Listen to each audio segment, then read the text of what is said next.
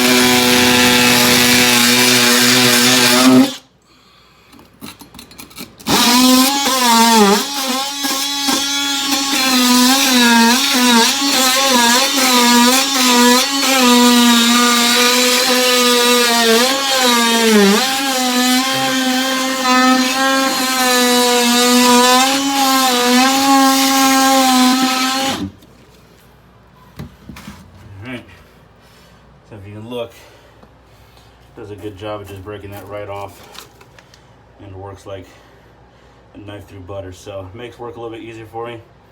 We'll sweep this up, and then we'll get this other piece of hardy backer on, and then I'll show you how the drill works. Tool number 2. So we talked about our impact drill and what makes it significantly better than our standard drill that we have. So the Black & Decker that I showed in my first video is perfect for your household projects, you know, putting together, I don't know, baby cribs and toys, simple things like that. Things that you can probably do with a screwdriver, but you want to do faster with a drill. Where it lacks is overall power and torque, which is what you need to drive screws through thicker material. In this particular case, we have a 1/2 inch thick cement fiberboard or hardy plank, and then our subfloor, which is essentially plywood. So these are 2 1/4 inch screws that we need to drive through, and then we're actually going to be doing a second layer on this as well, so we're going to have to go through both. So this is the tool needed in order to do that, and it gets a little loud, but it's because it is doing its job.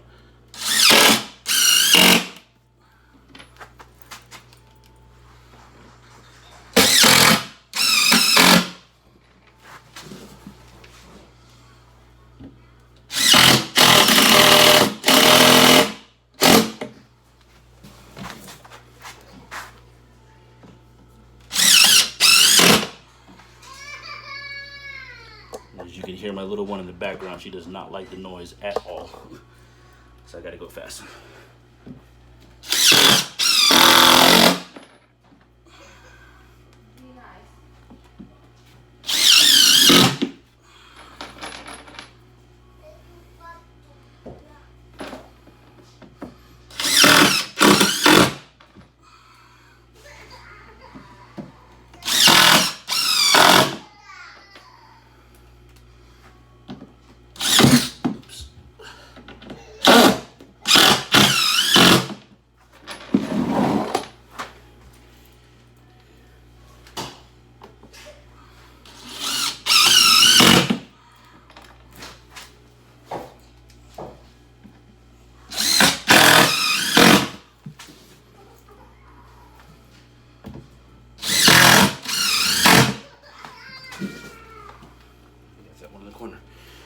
So, impact drill does the job super fast, very efficiently. You need the torque to do this type of work.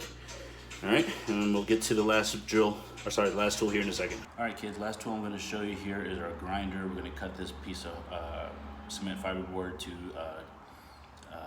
fit in the doorway between the kitchen and the laundry room. So we're going to measure out a piece that is 5 inches thick, 3 inches long, and then we'll use cement filler to fill in the gaps underneath. All right, so let's measure that out real quick. And do 5 inches thick.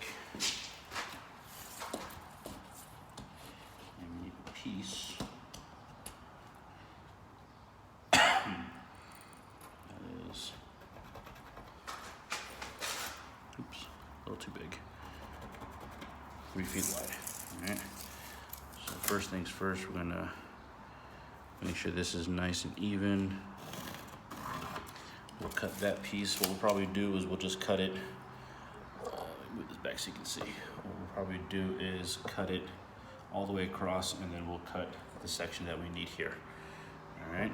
So let me first cut that piece, and then we'll come back and do the other half. All right. So we're gonna flip-flop the camera here, so you guys can see me make that cut.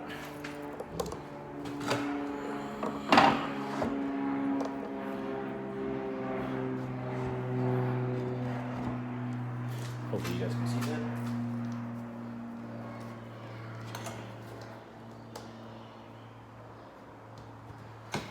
Remember, kids, when working with power tools, eye and ear protection. I'm outside, so it's not as loud. But if you're going to be indoors in a confined space where it can echo a lot, definitely wear ear protection, and definitely wear eye protection as well, so pieces don't fly up and hit you. Now, you should always be cutting with the debris blowing away from you, but still take every precaution that you can. I wear glasses, so I'm not going to really wear protective lenses on top of my prescription lenses. And in my particular case, because of all the dust that comes up, wear a mask.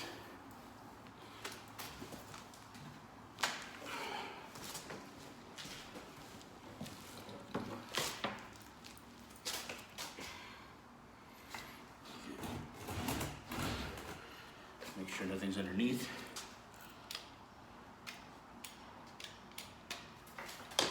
And this isn't working.